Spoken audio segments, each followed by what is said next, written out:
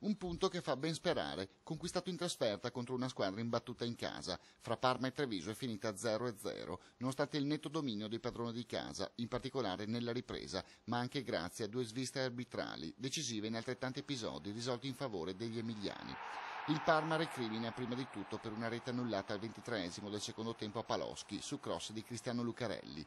Mazzoleni ha fermato il gioco per fuorigioco dell'attaccante, ma le immagini hanno smentito la segnalazione dell'assistente De Pinto. Bandierina alzata, ma tanti dubbi anche al 35esimo, quando vantaggiato si è trovato a tu per tu con Guardalben.